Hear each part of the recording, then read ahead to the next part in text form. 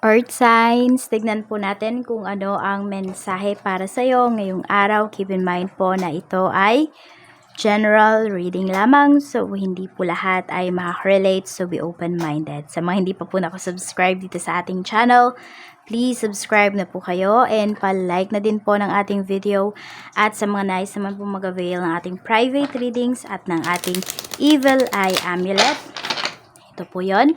Makikita nyo po yung link sa description box. Tarot Intentions by Aliana Reyes. Para po ito sa kontra-inggit, kulam, barang, sa mga nag-i-evil eye po sa inyo, mga namba-backstab sa inyo, pwede nyo pong makita kung sino ba sila. At pampaswerte din po yan sa negosyo, sa love life, sa kaperahan. So lahat-lahat na po yan, all in one na, kumbaga. Aalagaan nyo na lang po. At yung pag-aalaga ay isisend ko lang po kapag, ayan, nag-avail po kayo.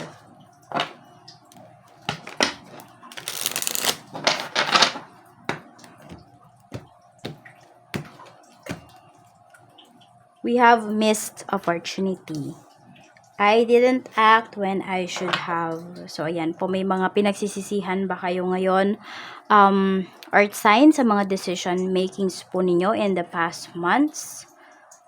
Okay, so ayan yung iba sa inyo. Parang, it's either you grab the opportunity or not.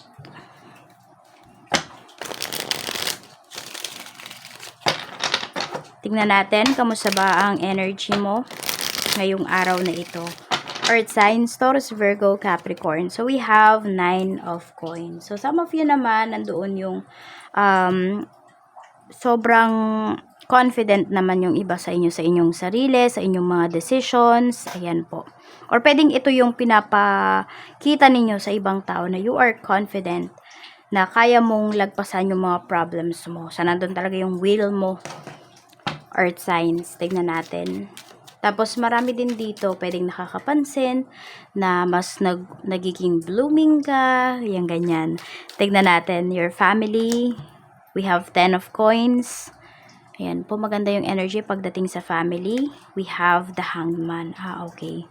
Maganda sana yung energy, pero parang meron kasi ditong family members na sabihin natin, parang nahihirapan siya in terms of money.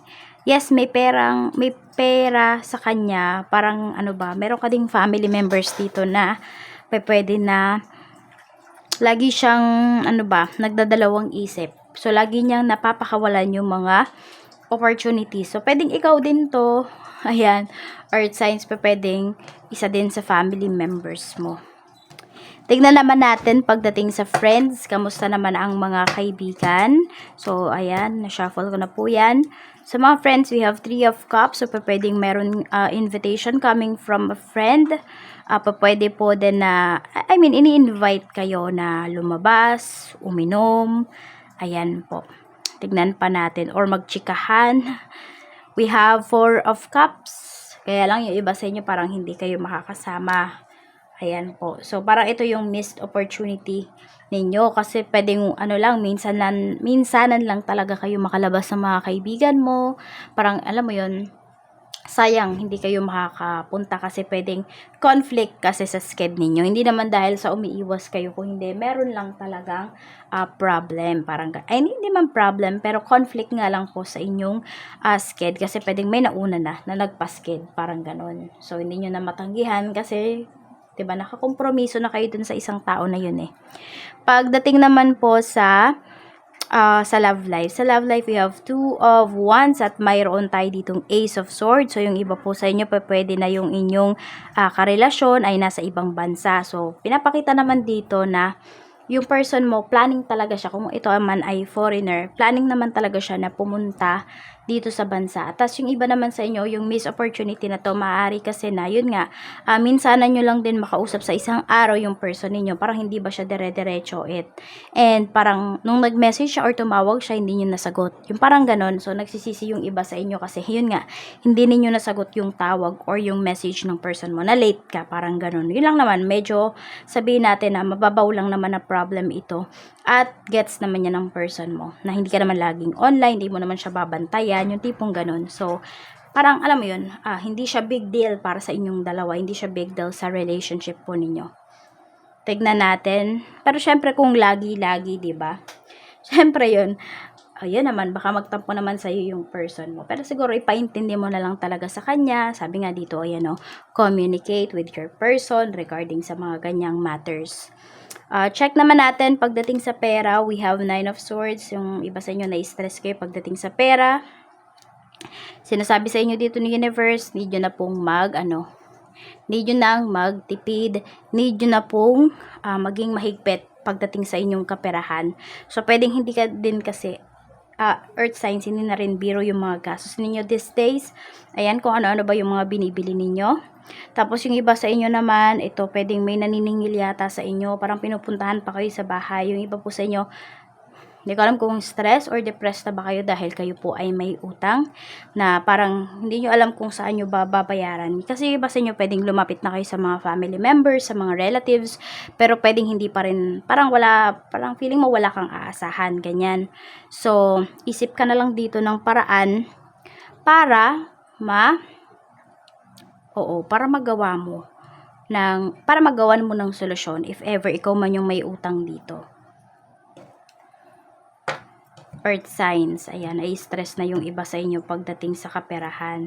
So, nun mo parang nasisisi mo yung sarili mo, nun mo na-realize na sana pala, grinab ko na lang yung opportunity na yon, etc. etc. So, yun. Tingnan natin pagdating naman po sa career. Sa career, kamusta? We have Ace of Coins. Ayan, merong big opportunity, may big project or new project para sa iyo dito pagdating sa career mo. Yung iba naman po sa inyo, ayan nga, sabi ko sa inyo dito, instead na inaaksaya nyo yung oras ninyo or yung energy ninyo dun sa pagsisisi, is gawa na lang po kayo ng solusyon. Yun yung isipin po ninyo. Kasi pagdating dito sa career, ayan, sinasabi naman sa inyo na may iba pang opportunity.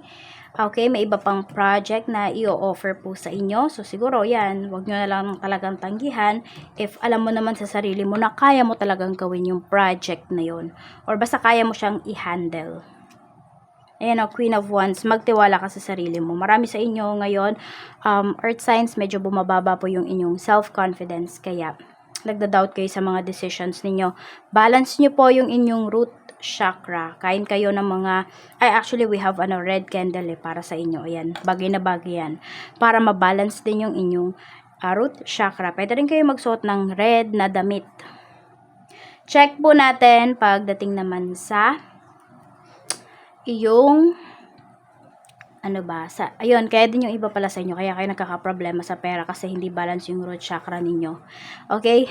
So, we have naman the Hierophant. And we have 8 of Swords pagdating po sa inyong business. Ang dami nyo ding worries dito. Tignan mo, 'di ba? Yung yung root chakra ninyo, unbalance. Red color yan eh. Pero hindi ko alam kung medyo orange dito sa screen natin. Pero red yung color nito. Yung damit na suot ng babae. So, balance nyo talaga. Yun yung kailangan nyo gawin. Ayan o, para mag-succeed po kayo. Para dire-diretso yung sales ninyo ngayong araw na ito. So, some of you, yun po yung kailangan ninyong gawin. Balance your root chakra. Para yung mga decisions ninyo is hindi nyo napapag-isipan na sasablay. Okay? At wala kayo na may miss na mga opportunities. Reminder sa'yo ni Universe, 10 of Cups, be happy, be contented somehow sa mga mayroon kayo. Ayan. Siguro for now, maging kontento kayo. Yung mga bagay na wala kayo, wag nyo masyadong hanapin. Or pwede rin na magawa nyo ng solusyon, pero wag kayong ma-stress kasi wala yung bagay na yun sa inyo ngayon. So, pagpasalamatan nyo muna kung ano ba yung mayroon kayo, and your heart will rejoice. Ayan. 10 of Cups. Huwag kayong mag-alala, mafe-feel din lahat ng cups ninyo. Mafulfill nyo din yung mga dreams ninyo. Sa ngayon, huwag nyo naman na itong pagsisihan kung ano man yung mga miss opportunity na yan. Okay, kasi na-miss nyo na nga yung opportunity na yan eh. Wala na kayong magagawa dyan. Pero pag ito may bagong in-offer sa inyo, dun kayo mag-focus. O mag-wish na kayo dito sa ating wishing candle para to sa inyo.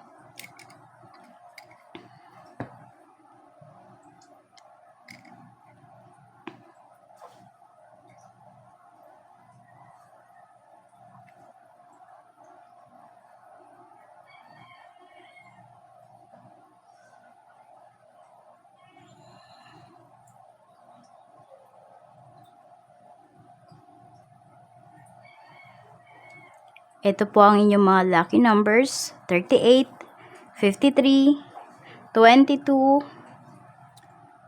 11, 36, and we have number 8.